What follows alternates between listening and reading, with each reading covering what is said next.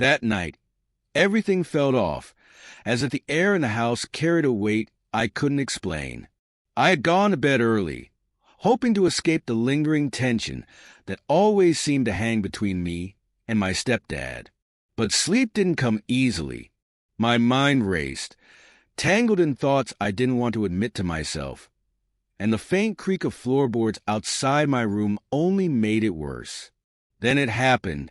My door clicked open, slow and deliberate, the faint glow from the hallway spilling into the darkened room.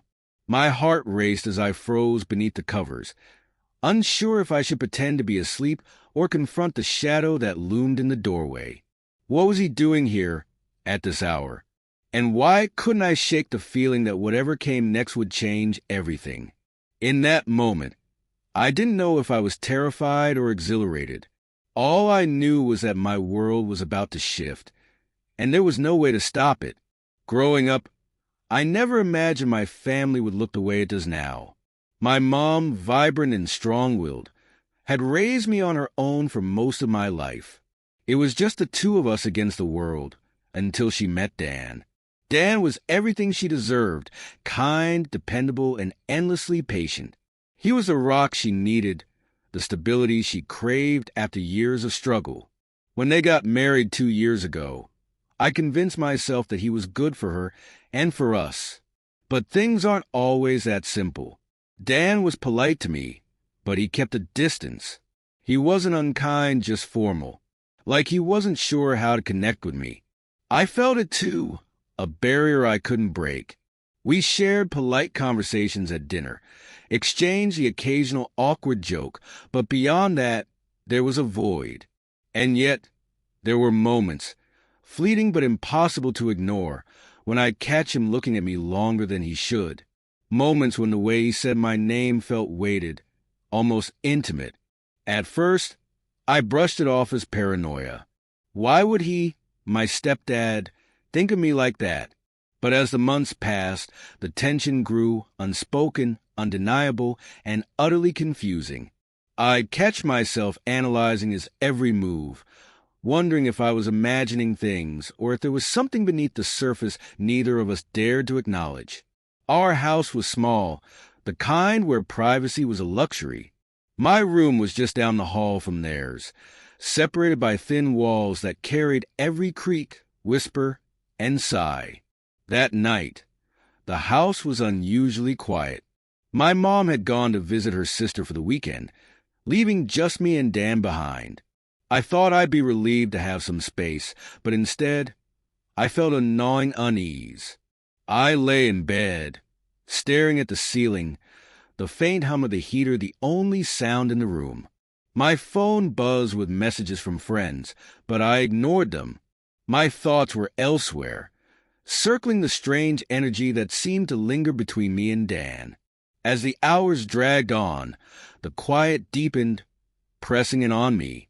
I told myself to sleep, to shake off whatever restless energy had taken hold. But then, just as my eyes began to flutter shut, I heard the floorboards outside my door creak. My breath caught. The sound was deliberate, not the random groan of an old house. I turned toward the door, and just as my pulse quickened, the handle turned. I didn't realize that was the last moment of normal I'd ever have. The door opened slowly, the hinge groaning faintly, and Dan stepped inside. The hallway light framed him, casting his shadow long across the room. He paused, his eyes adjusting to the darkness, before closing the door behind him with a soft click. My pulse was deafening in my ears. "Hey!" he said, his voice low, almost a whisper. "You still awake?" I hesitated, debating whether to pretend I was asleep, but the quiet vulnerability in his tone caught me off guard. "Yeah," I finally replied, my voice barely audible. He moved closer, the faint scent of his cologne reaching me, woodsy and warm, the kind that lingered long after he left the room. He stopped a few feet from my bed, his figure outlined by the faint glow of the nightlight plugged into the wall. "I couldn't sleep," he admitted, running a hand through his hair. Figured you might be awake too. There was something strange about this. Something unusual about him being here in my room in the middle of the night. I sat up slightly, pulling the blanket around me, trying to hide my unease. "What's wrong?" I asked cautiously. He sighed, his shoulders sagging. "It's just been a rough day. I guess I needed someone to talk to." His gaze lingered on me, and for a moment, I thought I saw something flicker in his eyes, something deeper than the simple frustration of a bad day. "You can talk to me," I said, surprising myself. I wasn't sure if I meant it or if I just wanted to break the tension. Dan sat on the edge of my bed, the mattress dipping under his weight. My skin prickled at the closeness. This wasn't normal. We didn't do this, share late-night conversations in my bedroom, especially when my mom wasn't home. "I don't know," he began, his voice trailing off. He stared at the floor, his jaw tightening. "Sometimes I feel like I don't belong here. Like I'm trying so hard to be what your mom needs, but it's never enough." The rawness in his tone made my chest tighten. "She loves you," I said softly. "You make her happy. I've never seen her like this before." He looked up at me then, his eyes meeting mine, and for the first time, I noticed how tired he looked, like he was carrying the weight of something he couldn't share.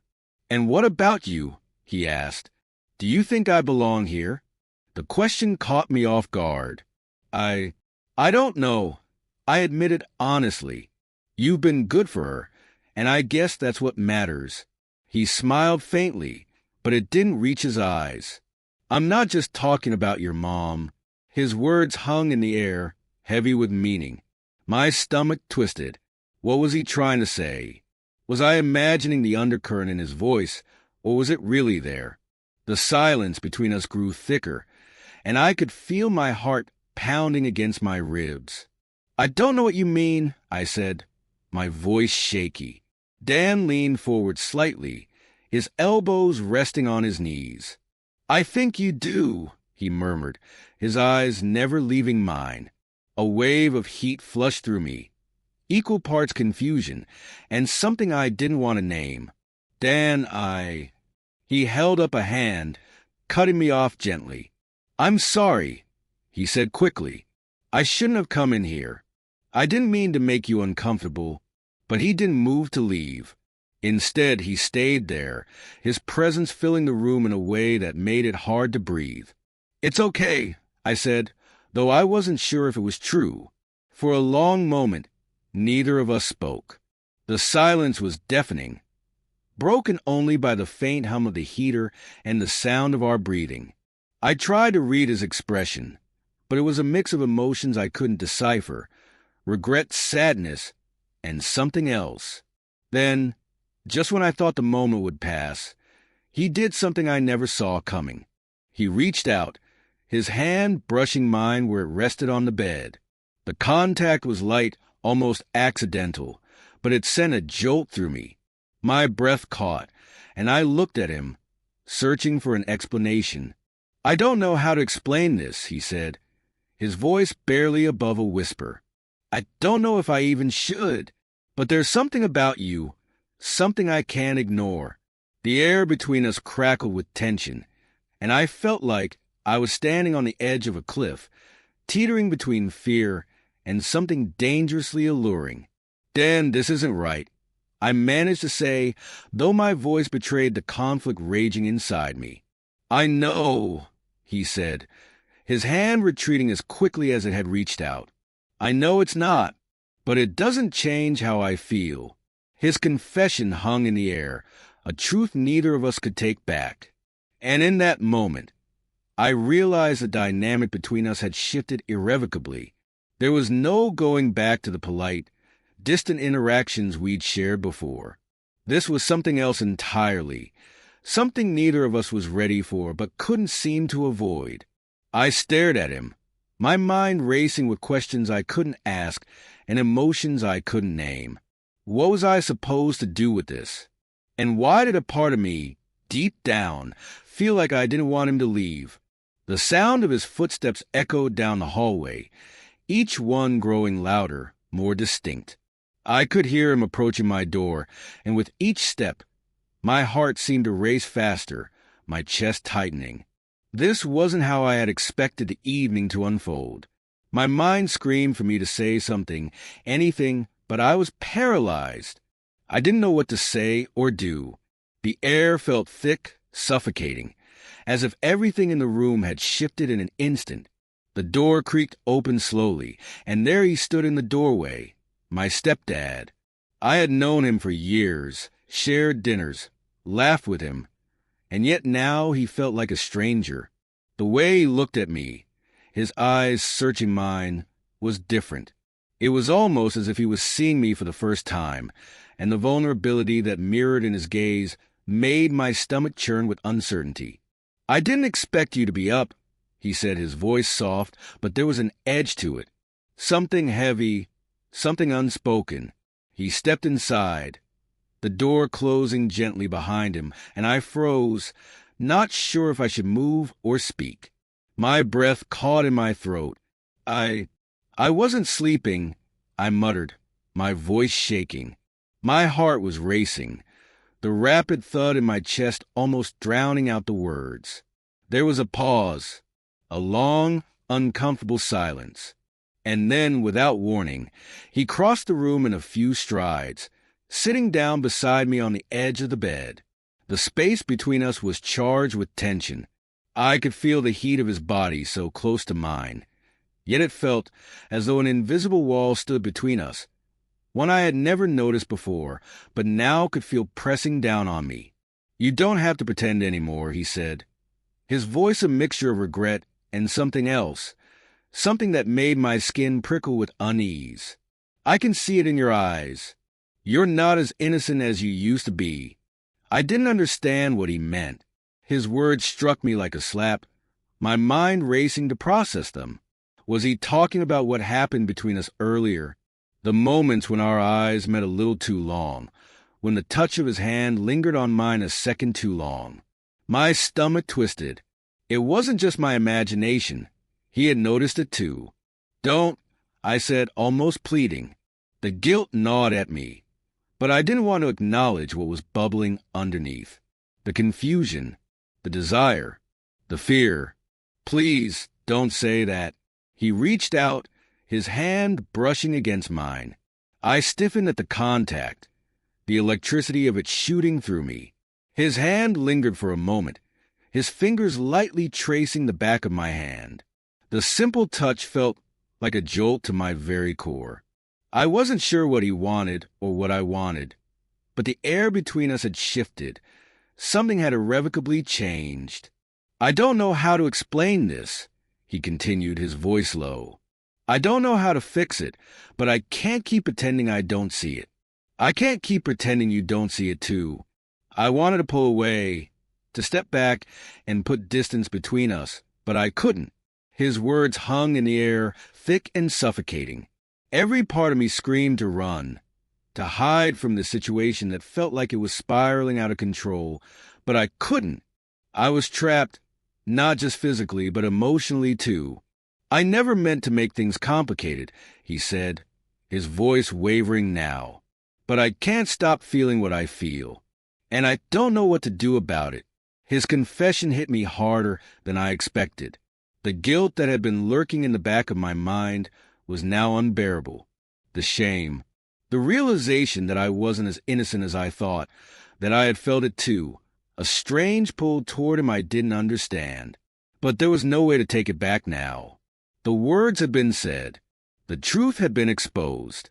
My body trembled, both from fear and a strange exhilaration I couldn't deny. What are we supposed to do now?" I whispered, barely able to breathe, my voice coming out small and fragile. The weight of it all was too much. I couldn't think, couldn't process what this meant for us, for my life. The uncertainty was overwhelming, the fear of what came next gnawing at my insides. "I don't know," he whispered back, his voice barely audible. The silence that followed felt like an eternity, but it was also the most honest moment we'd shared in years. A moment of vulnerability that neither of us knew how to navigate. And then, he did something I never saw coming. He leaned in, just slightly, closing the space between us. My breath caught in my throat. In that moment, I realized there was no going back. Everything I thought I knew about my family, about myself, was unraveling before my eyes. I didn't know what would happen next, and I didn't know how to fix it. But I knew one thing. Things had changed forever. The days after that night passed by in a blur. I tried to move through the motions of everyday life, pretending that things hadn't changed, that I hadn't felt the weight of his confession, his touch, still lingering in my mind. But every glance, every conversation felt different now. I wasn't sure where to stand anymore. The space between us had shifted, and though we hadn't spoken of it directly, I felt it in every room we shared, in every small interaction. I stayed up late that night, my mind restless and racing. Every moment replayed in my head, his words, his presence in the room, the subtle brush of his fingers against mine. It was all too much to process in such a short time. I kept wondering if I had imagined it, if it had been a mistake, or if I had been the one to misread the situation. But deep down, I knew it wasn't just my imagination. The truth was there, hanging in the air between us, unspoken yet undeniable. I kept telling myself I would talk to him, clear the air, get some answers. But every time I saw him, I felt paralyzed, unsure of what to say. The guilt I carried weighed on me. But there was also something else. A strange mix of longing, confusion, and an undeniable pull that I couldn't explain. My emotions were a tangled mess, and I didn't know how to untangle them. But I knew I couldn't keep living like this, hiding from it, pretending it didn't affect me. Then one evening, a week after that night, I found myself sitting alone on the porch, the evening air cool against my skin. The world outside seemed so normal, so peaceful, yet inside, everything was a storm. I heard his footsteps before I saw him. He came to stand next to me, silent at first, neither of us knowing how to bridge the gap that had formed between us. "I've been thinking," he began, his voice softer than usual, the tension still there, but tempered with a new kind of vulnerability. "About everything. About us. I know it's not easy, and I don't have all the answers. But I don't want you to think that it was just a mistake. What happened wasn't a mistake." I felt the weight of his words, but I didn't know how to respond. How could I? I wasn't sure if I wanted to hear what he had to say, or if I wanted to run in the opposite direction. But I stayed. "I don't want you to feel trapped by this," he continued. I don't know how to explain what happened. But I think we both need to face it, whatever it is." We sat there in silence for a while, the words we couldn't say hanging between us. Neither of us knew how to move forward, but in that moment I realized something. We didn't have to have it all figured out right away. We didn't need answers, not yet. The journey itself, the uncertainty, the questioning, the emotions that stirred between us, was a part of who we were now. It had changed us both, shaped us in ways we didn't fully understand, but we were still here, still breathing, still trying to figure it out. I didn't know what the future held, and I wasn't sure where we would go from here. But I also knew that the past couldn't be erased. The emotions, the confusion, it was all part of the story we would have to live with, one way or another. We couldn't go back to what we once were, and maybe that wasn't such a bad thing. It was in that moment, sitting side by side in the quiet of the evening, that I understood something important. Sometimes we're not meant to have all the answers. Sometimes the questions are more important than the answers. Sometimes the pain and confusion lead us to a place of growth, if we let them. As I stood up to go inside, I looked at him one last time. He wasn't my stepdad in the same way anymore. He was something else. Someone who had shared something with me that I would carry with me for the rest of my life. "Whatever happens," I said quietly, my voice barely above a whisper, "I won't forget this. Even if it's a mistake, it's part of me now." I didn't know what would happen next. I didn't know if we would ever find peace or if we'd be left with more questions than answers. But I also knew that this moment, this feeling, would never leave me. It was a part of me now, a piece of my story that would shape everything I would become. And maybe, just maybe, that was enough. Even now, I'm not sure if it was fate or a mistake, but it's a part of me I'll carry forever.